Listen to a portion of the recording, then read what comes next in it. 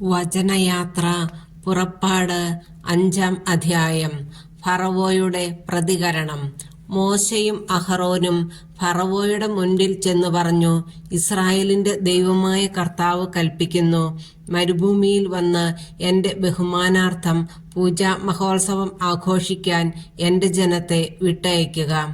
അപ്പോൾ ഫറവോ ചോദിച്ചു, ആരാണീ കർത്താവ്? അവന്റെ വാക്കുകേട്ട് ഞാൻ എന്തിന് ഇസ്രായേൽക്കാരെ വിട്ടയക്കണം? ഞാൻ കർത്താവിനെ അറിയുന്നില്ല, ഇസ്രായേൽക്കാരെ വിട്ടയക്കുകയുമില്ല. അപ്പോൾ അവർ പറഞ്ഞു, ഹെബ്രായരുടെ ദൈവം ഞങ്ങളെ സന്ദർശിച്ചിരിക്കുന്നു. ആകയാൽ 3 ദിവസത്തെ യാത്ര ചെയ്ത് മരുഭൂമിയിൽ ചെന്ന് ഞങ്ങളുടെ ദൈവമായ കർത്താവിന് ബലിയർപ്പിക്കാൻ ഞങ്ങളെ അനുവദിക്കുക. അല്ലാത്തപക്ഷം അവിടുന്ന് മഹാമാരി കൊണ്ടോ വാൾ കൊണ്ടോ ഞങ്ങളെ ശിക്ഷിക്കും.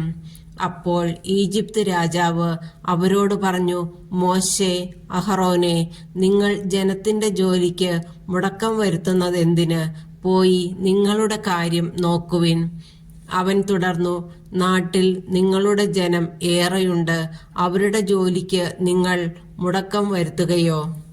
ഫറവോ അന്ന് തന്നെ ജനത്തിന്റെ മേൽനോട്ടക്കാരോടും അവരുടെ മേലധികാരികളോടും കൽപ്പിച്ചു, ഇഷ്ടികയുണ്ടാക്കാൻ വേണ്ട വൈക്കോൽ മുൻപെന്ന പോലെ ഇനി ജനത്തിന് എത്തിച്ചു കൊടുക്കേണ്ട.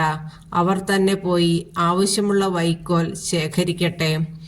എന്നാൽ ഇതുവരെ ഉണ്ടാക്കിയിരുന്നത്ര ഇഷ്ടികയുണ്ടാക്കാൻ അവരെ നിർബന്ധിക്കുകയും വേണം.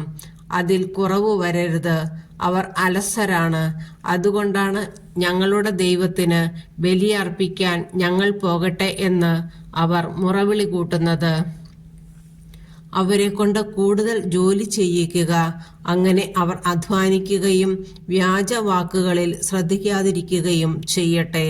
മേൽനോട്ടക്കാരും മേസ്തിരികളും ചെന്ന് ജനത്തോട് പറഞ്ഞു, ഇനി നിങ്ങൾക്ക് വൈക്കോൽ തരികയില്ല എന്ന് ഫറവോ പറയുന്നു. നിങ്ങൾ പോയി കിട്ടാവുന്നിടത്തു നിന്നെല്ലാം വൈക്കോൽ ശേഖരിക്കുവിൻ. എന്നാൽ പണിയിൽ യാതൊരു കുറവും വരരുത്. ജനം വൈക്കോൽ ശേഖരിക്കുന്നതിന് ഈജിപ്തിന്റെ നാനാഭാഗങ്ങളിലേക്കും പോയി. മേൽനോട്ടക്കാർ കർശനമായി നിർദ്ദേശിച്ചു, ദിവസം തോറുമുള്ള വേല വൈക്കോൽ തന്നിരുന്നപ്പോൾ എന്ന പോലെ ചെയ്തു തീർക്കുവിൻ.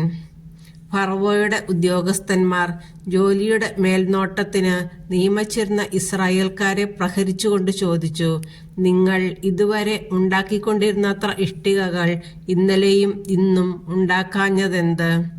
ഇസ്രായേൽക്കാരായ മേൽനോട്ടക്കാർ ഫറവോയെ സമീപിച്ച് ഇങ്ങനെ പരാതിപ്പെട്ടു, അങ്ങയുടെ ദാസന്മാരോട് എന്താണ് ഇപ്രകാരം പെരുമാറുന്നത്? അങ്ങയുടെ ദാസന്മാർക്ക് അവർ വൈക്കോൽ തരുന്നില്ല, എങ്കിലും ഇഷ്ടിക ഉണ്ടാക്കുവിൻ എന്ന് അവർ കൽപ്പിക്കുന്നു. അങ്ങയുടെ ദാസന്മാരെ പ്രഹരിക്കുന്നു, എന്നാൽ കുറ്റം അങ്ങയുടെ ജനത്തിൻ്റെതാണ്. ഫറവോ മറുപടി പറഞ്ഞു, നിങ്ങൾ അലസരാണ്. അതുകൊണ്ടാണ് കർത്താവിന് ബലിയർപ്പിക്കാൻ ഞങ്ങൾ പോകട്ടെ എന്ന് നിങ്ങൾ പറഞ്ഞുകൊണ്ടിരിക്കുന്നത്. പോയി ജോലി ചെയ്യുവിൻ. നിങ്ങൾക്ക് വൈക്കോൽ തരുകയില്ല, എന്നാൽ ഇഷ്ടികയുടെ എണ്ണം കുറയുകയുമരുത്. അനുദിനം ഉണ്ടാക്കുന്ന ഇഷ്ടികയുടെ എണ്ണത്തിൽ കുറവ് വരാൻ പാടില്ലെന്ന് കേട്ടപ്പോൾ ഇസ്രായേൽക്കാരായ മേലാളന്മാർ ധർമ്മസങ്കടത്തിലായി. ഫറവോയുടെ അടുക്കൽ നിന്ന് മടങ്ങിയെത്തുമ്പോൾ മോശയും അഹറോനും തങ്ങളെ കാത്തു നിൽക്കുന്നത് അവർ കണ്ടു. അവർ മോശയോടും അഹറോനോടും പറഞ്ഞു, കർത്താവ് നിങ്ങളുടെ പ്രവൃത്തി കണ്ട് നിങ്ങളെ വിധിക്കട്ടെ. ഫറവോയുടെയും അവന്റെ സേവകരുടെയും മുമ്പിൽ നിങ്ങൾ ഞങ്ങളെ അവജ്ഞാപാത്രങ്ങളാക്കി. ഞങ്ങളെ വധിക്കാൻ നിങ്ങൾ അവരുടെ കയ്യിൽ വാൾ കൊടുത്തിരിക്കുന്നു.